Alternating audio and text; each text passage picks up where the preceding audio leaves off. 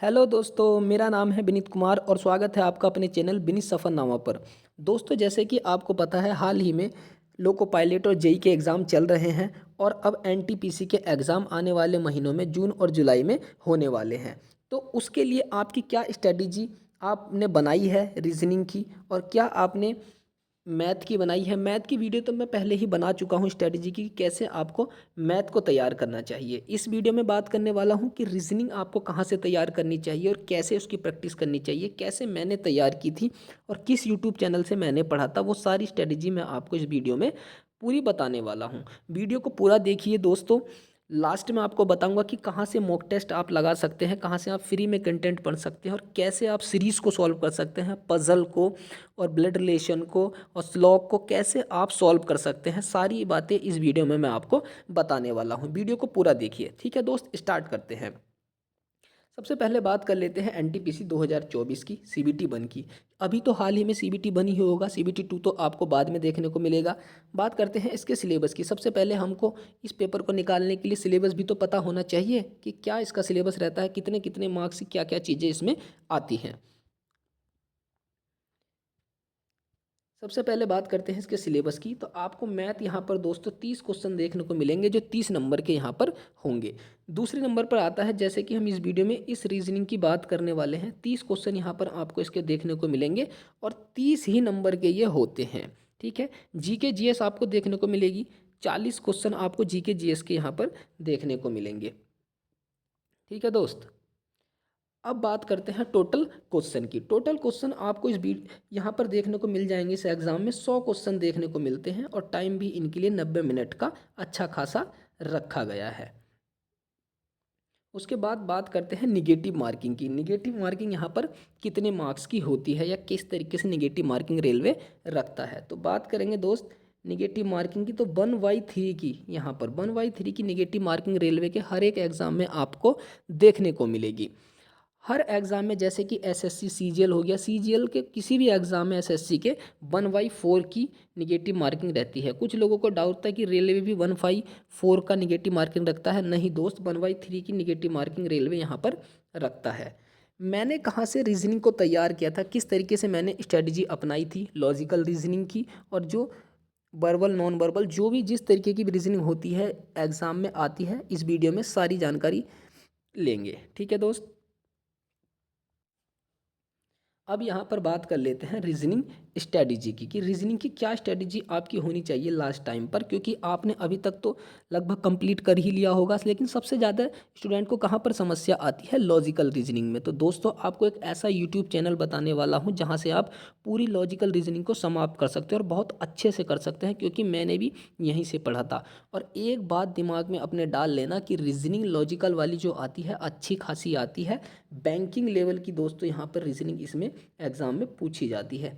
Banking level की reasoning यहाँ पर एनटीपीसी पूछता है, तो बैंकिंग लेवल की ही आपकी रीजनिंग तैयार होनी चाहिए।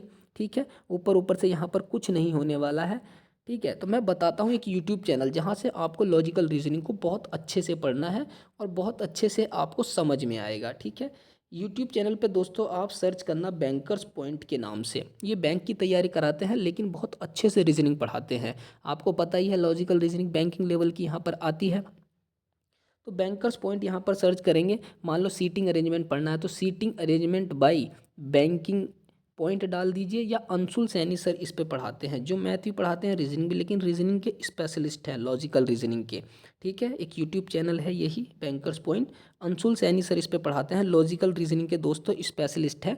इनसे आप पढ़िएगा ना, तो आपकी बहुत ही अच्छी लॉजिकल रीजनिंग हो जाएगी। आपको एग्जाम में जब बैठेंगे तो बहुत अच्छे से आप क्वेश्चन को टारगेट कर सकते हैं और अच्छे से आप उसका आंसर निकाल भी सकते हैं। ठीक है, कौन कौन से चैप्टर को इन्होंने अच्छे से पढ़ाया हुआ है, कौन कौन से लॉजिकल रीजनिंग में चैप्टर यहाँ पर रेलवे में पूछे जाते हैं। ठीक है, बात कर लेते हैं।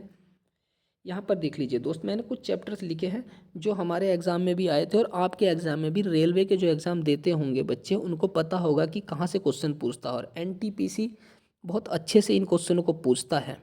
ठीक, सबसे पहले बात करेंगे दोस्तों पजल की।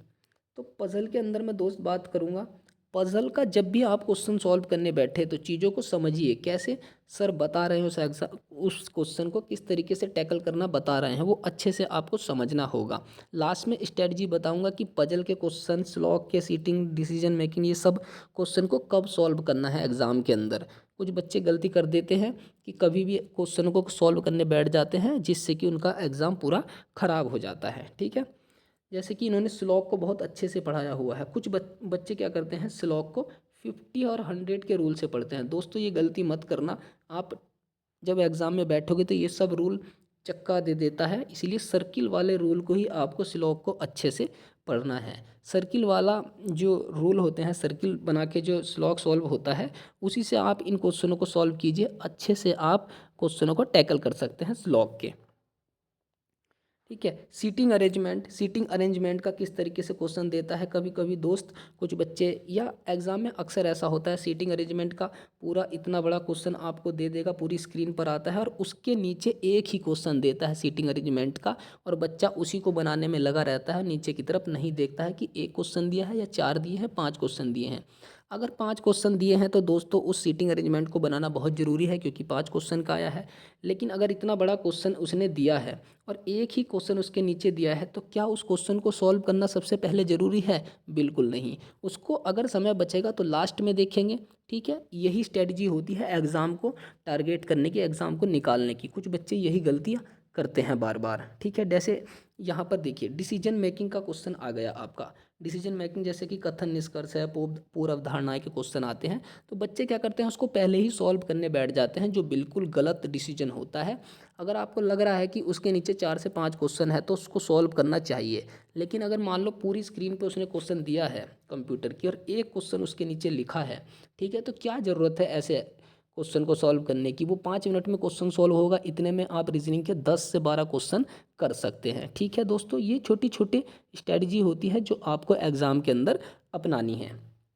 ठीक, अब बात करते हैं स्टेटमेंट। जैसे कि स्टेटमेंट कंक्लूजन वाले आ गए। ब्लड रिलेशन का तो चलो आप बना सकते हैं, हाथ के हाथ ही ब्लड रिलेशन का क्वेश्चन सॉल्व हो जाता है। लेकिन जैसे डाटा इंटरप्रिटेशन का क्वेश्चन आता है, आपने देखा होगा जो बार ग्राफ आते हैं इस तरीके से आता है, ठीक है ना। और दोस्त बिल्डिंग वाले इस तरीके से आपने देखे होंगे जो क्वेश्चन आते हैं डीआई के, आपने देखा होगा सर्किल वाले क्वेश्चन भी आते हैं इस तरीके से डीआई के। तो कभी कभी क्या करता है कि सबसे लास्ट में इसको क्वेश्चन को बीच में डाल देगा बच्चे को फंसाने के लिए, और इतना बड़ा क्वेश्चन देता है, पूरी स्क्रीन पर आता है और उसके नीचे एक ही क्वेश्चन को लिखता है, और बच्चा उसको बनाने में लगा हुआ होता है, उसका डाटा इकट्ठा करने में लगा हुआ होता है। नीचे जब स्क्रॉल करके देखता है तो उसको एक ही क्वेश्चन नज़र आता है, और जिसने उसने 5 मिनट उस क्वेश्चन पे खर्च किया उसको बनाने को, उसको एक ही क्वेश्चन मिला दोस्त। तो क्या 5 मिनट में इसका मतलब एक ही क्वेश्चन सॉल्व हो पाया? अगर वो 5 मिनट किसी और रीजनिंग के क्वेश्चनों पे खर्च करता तो वो 10 से 12 क्वेश्चन उसमें बना लेता। यही स्ट्रेटजी आपको अपनानी है। जितने भी ये क्वेश्चन होते हैं ब्लड रिलेशन का, डाटा का, स्टेटमेंट का, पजल का, कंक्लूजन का, स्लॉग का, ये सबसे लास्ट में आपको करने हैं। स्लॉग का तो आप बना सकते हैं, आसानी रहता है, लेकिन जो बड़े क्वेश्चन होते हैं जैसे पजल हो गया, सीटिंग अरेंजमेंट हो गया, स्टेटमेंट का, डाटा के, ये सब क्वेश्चन लास्ट में बनाने होते हैं। पहले जो आपसे हो रहे हैं जल्दी जल्दी उसको बना लीजिए, उसके बाद इन क्वेश्चनों को सॉल्व करना है, क्योंकि ये बहुत ज़्यादा समय ले लेते हैं और नहीं बनता। अगर पजल नहीं बनी और डाटा इंटरप्रिटेशन डीआई का क्वेश्चन नहीं बना तो आपका वो जो समय था वो तो गया, इतने में आप पूरी रीजनिंग ख़त्म कर सकते थे। ठीक है दोस्त, इस स्ट्रेटजी को आपको बहुत अच्छे से समझना होगा। उसके बाद बात कर लेता हूँ शेष चैप्टर आपको किससे पढ़ना है। तो देखो शेष चैप्टर की बात तो मैं ऐसी है कि कोई भी यूट्यूब चैनल एक पकड़ लीजिए, ठीक है, और उससे आप पढ़ लीजिए, ठीक है ना। मेन चैप्टर तो लॉजिकल रीजनिंग है। ये जो अल्फ़ाबेटिकल होते हैं, कोडिंग डिकोडिंग होती है, ये तो आप कहीं से भी पढ़ सकते हैं दोस्तों, ये तो आसान ही होता है। आपको बस पता होना चाहिए किस तरीके से उसने लगाया है, ठीक है, डायरेक्शन का है, डिस्टेंस का है, ये आप आसानी से बना सकते हो। मेन जो चकमा देती है लॉजिकल रीजनिंग ही एनटीपीसी के एग्ज़ाम में चकमा देती है, उसी को अच्छे से करना है। अगर आपने वो बना लिया तो लाखों हज़ारों की भीड़ से आप करोड़ों की भीड़ से अलग निकल जाओगे। यही स्ट्रेटजी है जो आपको अलग बनाती है।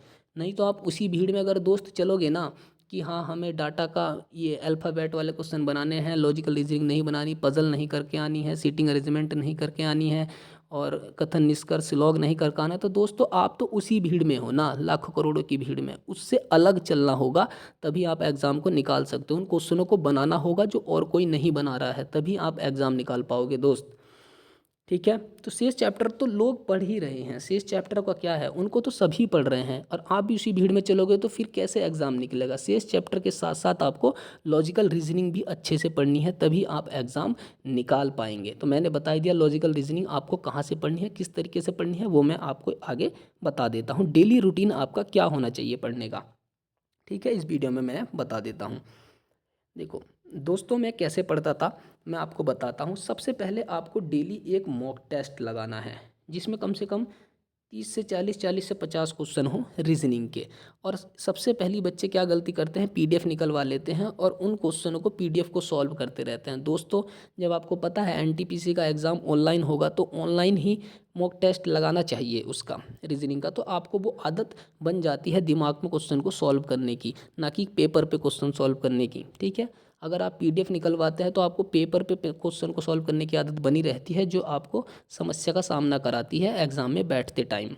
ठीक है, तो आपको ऑनलाइन ही मॉक टेस्ट लगाना है, किसी भी चैनल से लगाइए, किसी भी ऑनलाइन प्लेटफॉर्म पे लगाइए, लेकिन 50 क्वेश्चन डेली बाई डेली आप रीजनिंग के लगाइए। ये इम्पोर्टेंट है, एक दवाई की तरह लीजिए दोस्त इस रूटीन को, तो आपकी रीजनिंग बहुत अच्छे लेवल पर पहुंच जाएगी एक दिन। दूसरी बात करते हैं, डेली एक चैप्टर आपको एंड करना है 25 क्वेश्चन का। कौन से वाले चैप्टर की बात कर रहा हूँ, जैसे कि आपका डायरेक्शन एंड डिस्टेंस हो गया, ठीक है, और आपका कोडिंग डिकोडिंग हो गया, सीरीज़ हो गया, ठीक है, और ये मैथमेटिकल ऑपरेशंस हो गए। ये इस तरीके के आपको डेली एक चैप्टर पढ़ना है और उसके 25 से 30 क्वेश्चन लगा देने हैं। ठीक है, ये काम आपको करना है, तो आपका साथ के साथ ये भी तैयार होता रहेगा और आपका मॉक टेस्ट भी मिक्सअप भी चलता रहेगा। उसके बाद जो आप डेली आपको एक क्लास लेनी है लॉजिकल रीजनिंग की, अंशुल सैनी सर की, बैंकर्स पॉइंट पे, दोबारा से बता रहा हूँ, बैंकर्स पॉइंट यूट्यूब चैनल है, ठीक है, वहाँ से आपको पढ़ना है। तो 5 से 10 क्वेश्चन आपको उस चैप्टर को पढ़ने के बाद, जैसे कि मान लो पजल कर लिया, तो 5 से 10 क्वेश्चन तो उसके करने की ज़रूरत नहीं है, वो तो बहुत ज़्यादा समय ले लेगा। तो 2 से 3 क्वेश्चन पजल के, जैसे कि ब्लड रिलेशन पढ़ा हम, तो ब्लड रिलेशन के 25 से 30 क्वेश्चन आपको बनाने हैं। ठीक है, लॉजिकल रीजनिंग के यानी कि 15 से 10 क्वेश्चन या 20 क्वेश्चन आपको डेली बनाने हैं। एंड रिवाइज रूल, क्या उनके सर ने रूल बताए हैं, किस तरीके से क्वेश्चन को टैकल करना बताया है, वो बार बार रिवाइज करना है, नोट्स में लिखना है कि हाँ सर ने ऐसे किया है, ऐसे किया है। बार बार उन क्वेश्चनों को आपको रिपीट करना है और रिवाइज करना है। लॉजिकल रीजनिंग के क्वेश्चन को एक एक रूल समझना है दोस्तों, ठीक है, तभी आपकी रीजनिंग बहुत अच्छी हो पाएगी। और आपकी यहाँ पर ये लॉजिकल रीजनिंग अच्छी हो गई ना, तो आप हज़ारों लाखों करोड़ों की भीड़ से अलग काम कर रहे हो, ये समझो। ठीक है, और आपको स्पेशल बता दूं मैं, सीरीज़ के लिए मैंने क्या स्ट्रेटजी अपनाई थी आपको बताता हूँ। बहुत अच्छी आपकी सीरीज़ वाले क्वेश्चन आपसे नहीं बनते होंगे, आपने देखा होगा किसी में क्यूब लग रहा है, किसी में स्क्वायर लग रहा है, किसी में घट रहा है, बढ़ रहा है, ये चीज़ें होती हैं। तो इसके लिए आपको क्या स्ट्रेटजी अपनाना चाहिए, सबसे पहले आपको क्या तैयार करना है, सबसे पहले आप स्क्वायर तैयार करिए 30 तक आपको स्क्वायर याद होनी चाहिए, वर्ग याद होनी चाहिए, क्यूब याद होने चाहिए, घन याद होने चाहिए 10 तक, ठीक है, और टेबल जो आपको जिनको पहाड़े कहते हैं, ठीक है दोस्त, 25 तक वो अच्छे से याद होने चाहिए, तभी आप सीरीज़ के क्वेश्चन को बहुत अच्छे से लगा पाएंगे। पढ़ने से ही दोस्तों, देखते ही सीरीज़ का क्वेश्चन सॉल्व हो जाता है, अगर ये तीनों चीज़ें आपने कवर कर ली है और रूल को, 2-4 रूल को उसके सीरीज़ के पढ़ लिया है। एग्ज़ाम में बैठते टाइम दोस्तों सीरीज़ का क्वेश्चन नहीं बन पाता है, घर आप बना लोगे सीरीज़ का क्वेश्चन, लेकिन वहाँ पर नहीं बन पाता है, क्योंकि आपकी ये जो चीज़ें हैं, ये चीज़ें आपकी क्यूब, स्क्वायर और टेबल पक्के नहीं हैं। ठीक है, इनको अच्छे से रटिए और सीरीज़ के क्वेश्चन आसानी से आपसे बनने लगेंगे। तो कुछ यही स्ट्रेटजी दोस्तों मैंने अपनाई थी रीजनिंग को सॉल्व करते टाइम। ठीक है, जब मैं पढ़ रहा था एनटीपीसी का, तब मैंने इस स्ट्रेटजी को अपनाया था। आप भी अपनाइए दोस्तों, बहुत अच्छे लेवल पर आप पहुंच जाएंगे रीजनिंग को लेके। ठीक है, और आप 30 में से, ठीक है ना दोस्त, 30 में से 29 या 30 आप स्कोर कर सकते हैं। ठीक है, रीजनिंग के अंदर ये काफ़ी स्कोर है, आप बहुत अच्छे से इसको टारगेट करेंगे। मैथ की स्ट्रेटजी मैंने बता ही दी है, रीजनिंग की स्ट्रेटजी ये रही, और आगे जीके जीएस मैंने किस तरीके से, कहाँ से क्वेश्चन पूछता है स्टैटिक जीके के, वो आगे वीडियो में बताऊंगा। तो वीडियो अच्छी लगी हो तो दोस्तों लाइक कीजिए, शेयर कीजिए और कमेंट करके बताइए वीडियो कैसी लगी और स्ट्रेटजी कैसी लगी। आपको उस यूट्यूब चैनल को ज़रूर फॉलो करना है। ठीक है, नॉर्मल तो आप कहीं से भी पढ़ ही रहे होंगे, आपकी अच्छी होगी रीजनिंग, लेकिन लॉजिकल रीजनिंग में समस्या आती होगी, तो उसी को दोस्तों बस पक्का करना है। ठीक है, थैंक्स फ्रेंड, वीडियो अच्छी लगी हो तो लाइक ज़रूर कीजिएगा।